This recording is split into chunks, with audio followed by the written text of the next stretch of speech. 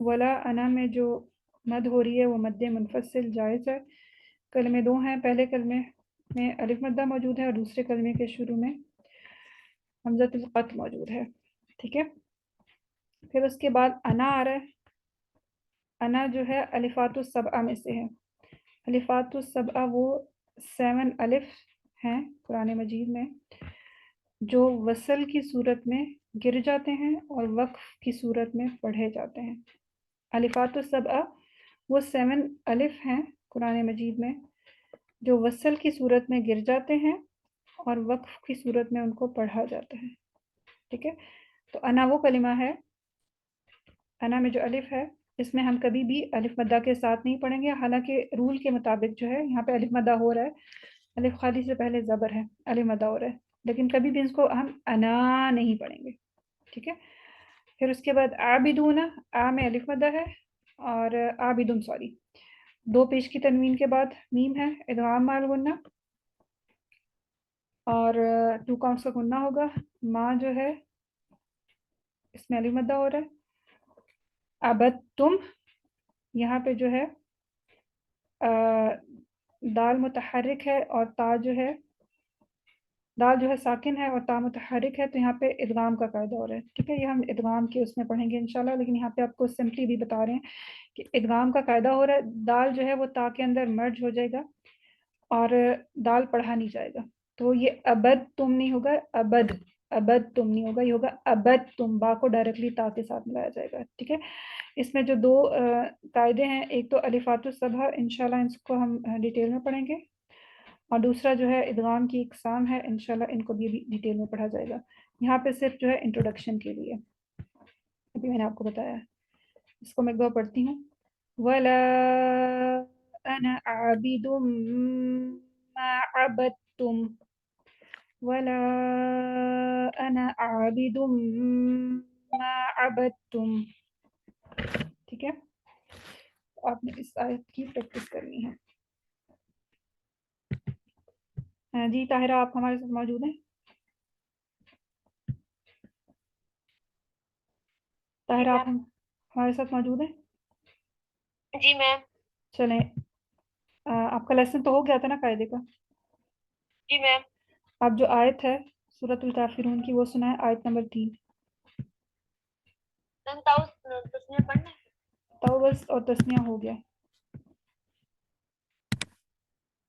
वला अंतुम आबिदून मा आबुद। वला तुम, वला अंतुम। आ, ये आपका पुरिख्वा है, ये तुम। तुम। गुड। ये बताएं, तुम मीम साकिन के बाद आगे आइन आ रहा है, यहाँ पे कौन सा कायदा होगा मीम साकिन का?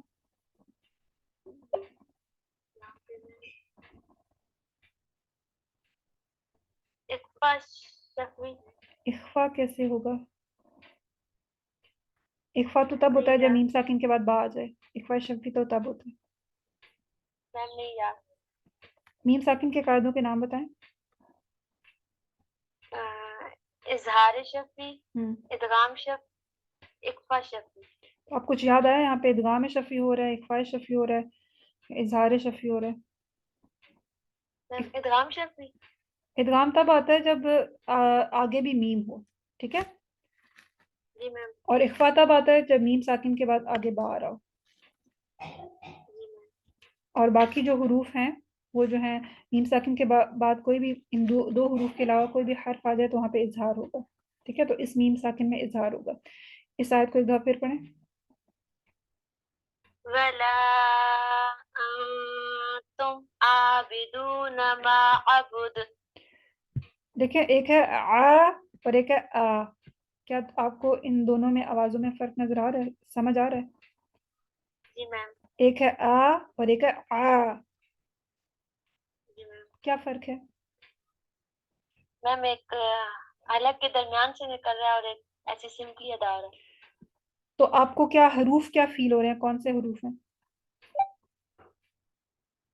कौन से हरूफ अदा हो रहे हैं? पहले कौन सा और दूसरा कौन सा? ایک ہے पहला हमजा अदा हो रहा था, जो दूसरा वो आइन। صحیح, ٹھیک ہے, گڈ, بارک اللہ فیکم. تو آپ نے نا اس چیز کو بہت دھیان سے رکھنا ہے, کرنا ہے کہ جب بھی آئین آئے تو آئین اگر ہم اس کو سمپل ادا کریں گے تو پھر وہ حمزہ ادا ہوگا. آئین کو ادا کرنے کے لیے پھر ہمیں تھوڑی سی محنت کرنی پڑے گی. یہ ہے آبیدونا, آبیدونا, یہ سمپلی ادا ہو گیا حمزہ. ایک ہے عابدونا, عابدونا, ٹھیک ہے. تو اس کو نا یہ کیا ہوگا اگر ہم حمزہ کو آئین سے بدل دیں گے یا آئین کو حمزہ سے بدل دیں گے تو یہ جو ہے کیا ہوگا, وہاں پہ معنی تبدیل ہو جائے گا. تو آئین کو جو نکالنا ہے تو اس کو پریکٹس سے نکالنا ہے, ٹھیک ہے, کیونکہ آئین کی جگہ بہت دفعہ حمزہ کی آواز نکل رہی ہوتی ہے. صحیح. جی میم. عابدون ما اعبد, عابدون ما عابد, اعبد, عابد. ٹھیک ہے, بارک اللہ فیکم, اچھی کوشش آپ کی. اچھا جی, قاعدے کا جو نیکسٹ لیسن ہے وہ ہے دو لائنز کر رہتے ہیں. میرے خیال سے اگلا جو ہے تھوڑا سا ایزی ہے, انشاءاللہ وہ آپ کے لیے ایزی ہوگا. تو آگے والی ہم 2 لائنز کر دیتے ہیں. حون, 2 زبر کی تنوین کے بعد یا آ رہا ہے, ادغام مال غنہ ہوگا. یا دعو پیش ہے اور آگے جو ہے مطلب یہاں پہ تنوین ہے تو کوئی قاعدہ نہیں ہوگا. اور دعا وقف کی صورت میں وقف بالابدال ہوگا اور مد ہوگی مد عوض عن التنوین. پھر ہے دعن, 2 زبر کی تنوین کے بعد صاد آ رہا ہے تو یہاں پہ پر اخفا ہوگا. صفن, یہاں پہ اظہار ہوگا. حقا, یہاں پہ جو ہے وقف بالابدال ہوگا اور مد عوض عن التنوین ہوگی. آگے جو ہے دت کا تن, 2 زبر کی تنوین کے بعد میم ہے تو یہاں پہ ادغام مال غنہ ہے. ادغام مال غنہ جو ہے اس کو کرنا تھوڑا سا آسان ہوتا ہے. اور اس کے بعد بھی مسلمتن, مسلمتن 2 پیش کی تنوین کے بعد میم ہے تو یہاں پہ بھی جو ہے ادغام مال غنہ ہے. پھر اس کے بعد معلمن, آگے حمزہ ہے تو یہاں پہ اظہار ہے. امتن, میم مشدد پہ 2 کاؤنٹس غنہ ہے اور اس کے بعد اخفا ہے, 2 پیش کی تنوین کے بعد جیم آ رہا ہے. پھر اس کے بعد جنہ پہ جب ہم جنہ تن پہ جب وقف کریں گے تو کیا ہوگا کہ یہاں پہ وقف بالابدال ہوگا اور تا کو ہم ساکنہ میں بدل دیں گے. حظاً يدعو دعا, دعا صفا حقا, دكة مسلمة معلم, معلم أمة جنة. یہاں تک آپ کے 2 لائنز جو ہے وہ کمپلیٹ ہو گئی. یہ لیسن زیادہ تو نہیں ہے نا؟ نہیں میم, ہو جائے گا انشاءاللہ. انشاءاللہ. اچھا جی, یہ بتائیں اسکرین نظر آ رہی ہے آپ کو؟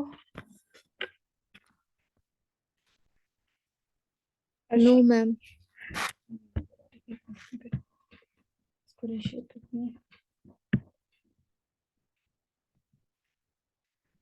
آپ کنفرم کر دیں.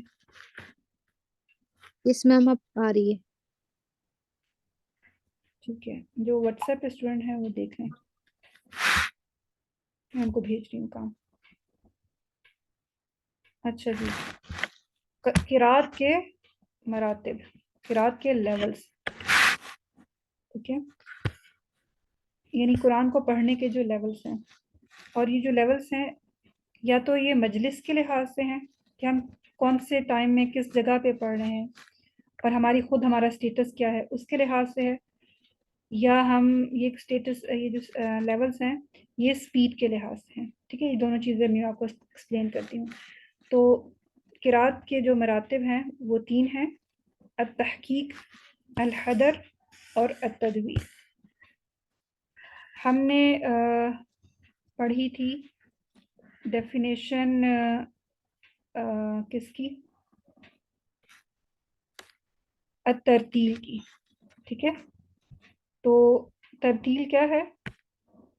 الترتیل هو التجوید الحروفی ومعرفت الوقوفی, قرآن مجید کے حروف کو درست مخارج اور صفات کے ساتھ پڑھنا تجوید ہے، اور وقوف کی معرفت رکھنا، وقوف کو جاننا، ان دونوں چیزوں کو یعنی تجوید اور وقوف کی معرفت کو جب ملایا جائے گا تو یہ ترتیل بن جائے گی. ٹھیک ہے، تو یہ قرات کے جو مراتب ہیں ان تینوں پہ یہ ترتیل اپلائی ہوگی. یعنی ہم کسی بھی سپیڈ سے ہم پڑھ رہے ہیں قرآن مجید کو تو لازمی طور پہ ہم ترتیل کو ڈراپ نہیں کریں گے. ترتیل ان لیولز کا لازمی جز ہے. سب سے پہلے جو لیول ہے وہ ہے التحقیق کا. تحقیق کیا ہے؟ هو البطء في التلاوة من غير تمطيط. It is the slowness in recitation without unnecessary elongation. It is the best level of recitation. اچھا، یہ جو تحقیق ہے یہ سب سے بیسٹ لیول ہے ریسیٹیشن کا، کیونکہ اس میں جو ریسیٹیشن ہوتی ہے وہ بہت سلو ہوتی ہے اور ہر حرف کو کلیئر اور واضح کر کے ادا کیا جاتا ہے. یہ کہاں پہ کام آتی ہے اور کہاں پہ اس کو اپلائی کیا جاتا ہے؟ جب بھی ہم بگنر اسٹوڈنٹس کو پڑھاتے ہیں تو التحقیق کے ذریعے پڑھاتے ہیں، ان کو سلولی پڑھاتے ہیں تاکہ ہر حرف جو ہے ان کے لیے واضح ہو. جیسے ہم پڑھ رہے ہیں تو ہم التحقیق کے ساتھ پڑھ رہے ہیں، اور ہم اس میں چیزوں کو unnecessary elongate نہیں کریں گے. جس کی جتنی مقدار ہے اس کو اتنی مقدار سے ہی کھینچا جائے گا. تمام احکام تجوید کو عمل میں لاتے ہوئے قرآن کو آہستہ اور اطمینان سے پڑھنا تحقیق کہلاتا ہے، اور یہ قرات کا سب سے افضل درجہ ہے. افضل کیوں ہے؟ کیونکہ ہم اس کو سلولی پڑھ رہے ہیں، ہر چیز کو واضح کر کے پڑھ رہے ہیں. پھر ایک اور لیول جو ہے، فرسٹ لیول جو تھا وہ تحقیق کا تھا. ٹھیک ہے، اس کے بعد ایک اور لیول ہے اور یہ ایکسٹریم لیول ہے، یہ التحقیق کے بالکل اپوزٹ ہے. ٹھیک ہے، الحدر کیا ہے؟ هو السرعۃ فی التلاوۃ من غیر دمج. تجوید کے احکام کا خیال رکھتے ہوئے تیز رفتاری سے پڑھنا الحدر کہلاتا ہے. اس میں جو سپیڈ ہوگی وہ جو ہے زیادہ ہوگی، لیکن سپیڈ زیادہ ہونے کے باوجود ہم کبھی بھی ترتیل کو مس نہیں کریں گے، احکام تجوید کو مس نہیں کریں گے. ان کا ہم نے خیال رکھتے ہوئے قرآن مجید کو پڑھنا ہے. یہ جو لیول ہے، یہ جو مرتبہ ہے، اس کے ساتھ کب تلاوت کیا جاتا ہے؟ عام طور پر جو تراوی کے اندر جو قاری حضرات تلاوت کرتے ہیں، تراوی پڑھاتے ہیں، وہ حدر کے ساتھ تلاوت کرتے ہیں. ٹھیک ہے، اور میں نے آپ کو بتایا کہ حدر کے لیے بھی ضروری ہے کہ تجوید کے قواعد کا خیال رکھا جائے، ترتیل کا خیال رکھا جائے.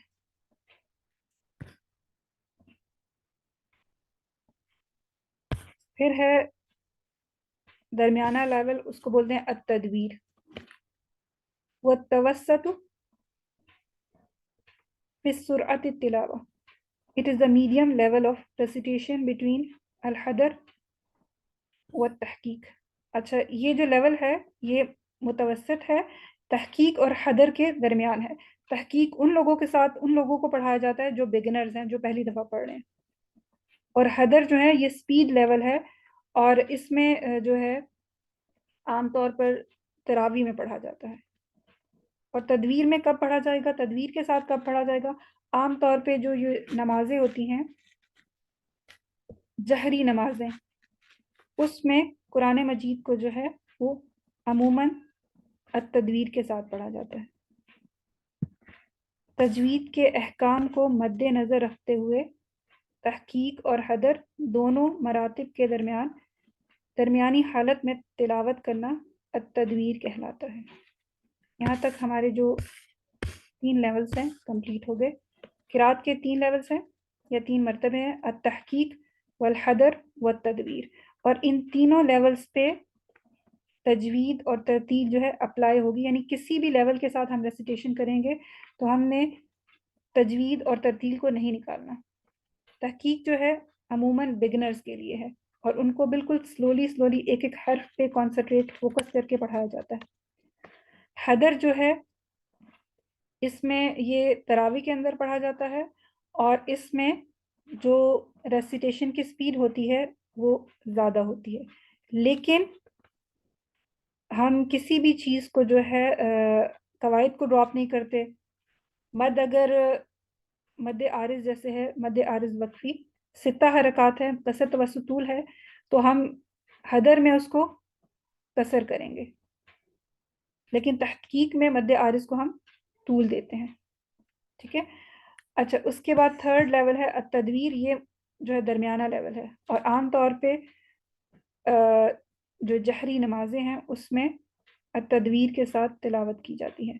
تدویر التحقیق اور الحدر کے درمیانی تلاوت کا نام ہے. یہاں تک ہمارا یہ لیسن کمپلیٹ ہو گیا. اگر آپ کا کوئی سوال ہے تو پوچھ لیں.